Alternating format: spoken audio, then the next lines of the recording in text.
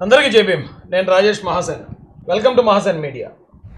ఇప్పుడు పాపం Jaganmohan Reddy and batch ఎప్పుడైతే ఫ్రీ బస్ ఇచ్చారో చంద్రబాబు నాయుడు గారు మహిళలకి ఇంకా ఫేవరెట్ అయిపోయాడు ఆయన। చాలా హ్యాపీగా వాళ్ళు ఎక్కడికి వెళ్ళాలంటే అక్కడికి, గుడికి వెళ్ళాలంటే గుడికి, అమ్మగారింటికి వెళ్ళాలంటే అమ్మగారింటికి, లేదా ప్రతిరోజు ఉద్యోగానికి వెళ్ళేవాళ్ళు, వ్యాపారం మీద వేరే ఊరు వెళ్ళేవాళ్ళు, మొత్తం మహిళలు ఎక్కడ బస్సు చూసినా బస్సు నిండా మహిళలే। ఇలాంటి పరిస్థితుల్లో వాళ్ళందరికీ ఆయన ఫేవరెట్ అయిపోయాడు। పాపం జగన్ గారికి ఏం చేయాలో అర్థం కావట్లేదు, ఏం చేయాలో అర్థం కాక దీని మీద జరగలేదనో లేకపోతే మరోటి విమర్శలు చేసుకొస్తున్నాడు। కానీ నేనంటే మీటింగ్ చూడండి, ఆయన ఈ బస్సు ఫ్రీ బస్సు విషయంలో మహిళలందరికీ చంద్రబాబు నాయుడు గారు ఫేవరెట్ అయిపోయారు కాబట్టి ఎలా అయినా చంద్రబాబు నాయుడు గారిని కొంతమందినన్నా బ్యాట్ చేయాలి, కొంతమందిలో అన్నా అని ఆటో వాళ్ళని రెచ్చగొట్టారు వైసీపీ వాళ్ళు। ఆటో అన్నదమ్ములు రెచ్చగొట్టి, ఒరే బాబు మీ ఆటోలన్నీ ఇదైపోయి మీకు ఆటోల సర్వీస్ లేకుండా చేశారు ఫ్రీ బస్సులు ఇచ్చేయడం ద్వారా అని ఆటో వాళ్ళు రెచ్చగొట్టడానికి చూస్తే చంద్రబాబు నాయుడు గారు జగన్మోహన్ రెడ్డి లాంటి వాళ్ళని 14-20 మందిని నువ్వు చూసాడు ఆయన, పెద్ద పెద్ద లీడర్స్ని, ఇంకా ఈయనంటే నిన్న కాక మొన్న వచ్చిన లీడర్, ఇలాంటి వాళ్ళని 14-15 మందిని చూసుకుంటూ వచ్చిన లీడర్ ఆయన। ఆ మాత్రం తెలీదా? నిన్నటి మీటింగ్లో ఆటో అన్నదమ్ములందరికీ జగన్ ఏదో 10,000 ఇచ్చి చేతులు దులుపుకుంటే 15,000 రూపాయలు అనౌన్స్ చేశారు చంద్రబాబు నాయుడు గారు।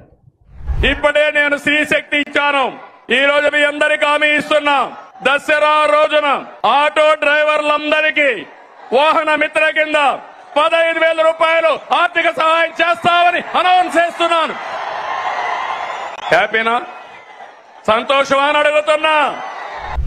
అంటే ఈ రాష్ట్రంలో ఉన్న ప్రతి ఒక్కరి సమస్యని ఆయన గుర్తింటున్నాడు, ప్రతి ఒక్కరికి కూడా ప్రభుత్వం నుంచి సహాయం అందిస్తున్నాడు। ఏం చేయాలి అర్థం కాని పరిస్థితి। పాపం జగన్మోహన్ రెడ్డి గారికి కక్కలేక మెంగలేని పరిస్థితి వచ్చాడు। సరే పక్కన పెడదాం కాసేపు, కానీ జగన్ చూస్తుంటే మాత్రం జాలేస్తుందండి పాపం। ఎందుకంటే అతను అనుకున్నాడు, నేను 30 రూపాయల పథకాలు ఇచ్చేస్తున్నాను కదా, చంద్రబాబు వచ్చాడంటే అది అమరావతి అనో పోలవరం అనో లేకపోతే పెట్టుబడులనో లేకపోతే ఇండస్ట్రీలు ఐటీ ఇండస్ట్రీలు దీని మీదే దృష్టి పెడతాడు తప్ప డబ్బులు ఇవ్వడు, డబ్బులు కావాలంటే నేనే రావాలని చెప్పి నేను బెళ్ళపించుకుందాం అనుకున్నాడు పాపం ఆయన। కానీ చంద్రబాబు నాయుడు గారు ఆయనకున్న అపరిమితమైన పరిజ్ఞానంతో ఒక పక్కన అది చేసుకుంటూ ఇంకో పక్కన ఇది కూడా జగన్ ఇచ్చిన దానిగానే ఎక్కించుకుంటూ వెళ్ళిపోతున్నాడు। మరి చూడండి, ఆలోచించండి, పాపం జగన్మోహన్ రెడ్డికి ఊపిరి రావట్లేదు, ఉక్కిరి బిక్కిరి అయిపోతున్నాడు। ప్రతిరోజు చంద్రబాబు నాయుడు గారు మాట్లాడిన మాటలు వీడియోలు వేసుకుని చూస్తున్నాడు ఇంట్లో కూర్చొని, చంద్రబాబు నాయుడు గారు వీడియోలో చూస్తున్నాడట ఆయన, ఆయన మాట్లాడిన ప్రతి మాటలో చంద్రబాబు నాయుడు గారే। జాలేస్తుందా ఆయన చూస్తుంటే? అయితే ఆయన ఇక రాజకీయాల మీద లేకపోతే ముఖ్యమంత్రి అవుతాననే దాని మీద ఆశ కూడా మంచిది, అది జరగని పని। ఎందుకంటే ఒక పక్కన అభివృద్ధి జరుగుతూనే జగన్ ఇచ్చిన సంక్షేమ పథకాల కన్నా డబుల్ సంక్షేమ పథకాలు ఇస్తూ ఉంటే ఈ జగన్ ఎందుకు ఈ రాష్ట్రానికి?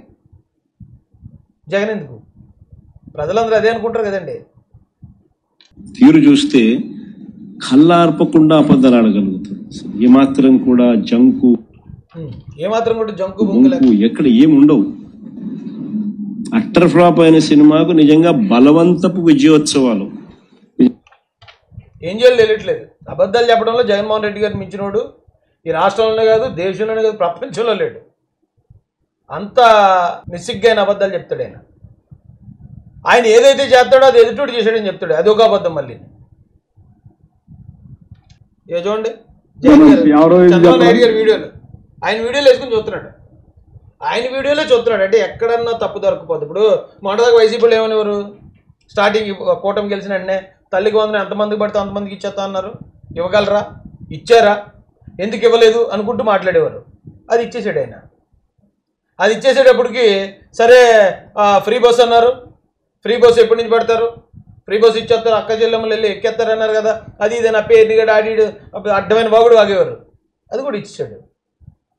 అలా ఒకటో టైం ఇచ్చుకుంటూ వచ్చేస్తాడు ఆయన, ఒక టైం బాగుండి పెట్టుకున్నాడు ఆయన। మన రాష్ట్ర ఆర్థిక పరిస్థితులను బట్టి ఒక పక్కన అభివృద్ధి చూస్తూ రెండో పక్కన సంక్షేమ పథకాలు ఏ టైంకి ఏది ఇవ్వాలో ఆయన దగ్గర ఒక క్యాలెండర్ ఉంది, చెప్పించి చేసుకుంటూ వెళ్ళిపోతున్నాడు।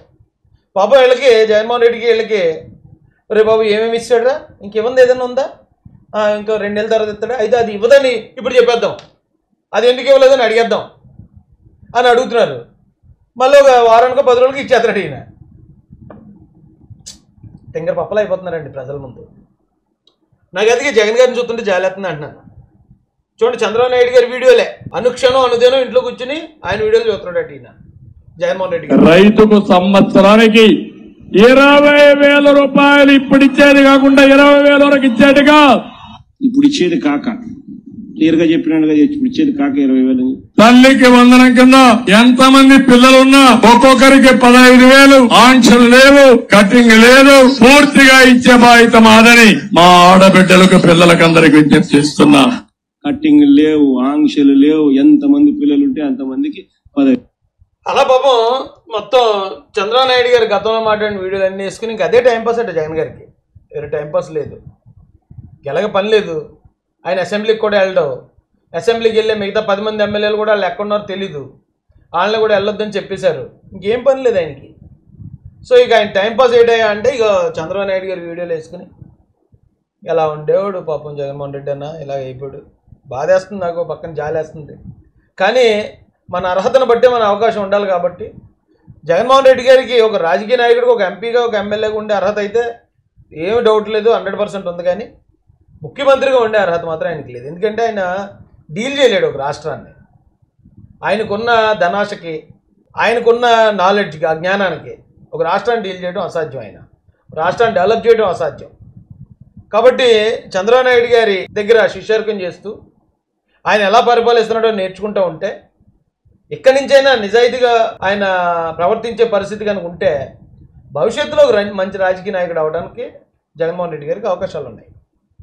అంతే తప్ప మరీ ముఖ్యమంత్రి అంటే అదేదో ఒకసారి యాక్సిడెంట్లుగా జరిగింది, మళ్ళీ మళ్ళీ జరగడం అంటే అసాధ్యం.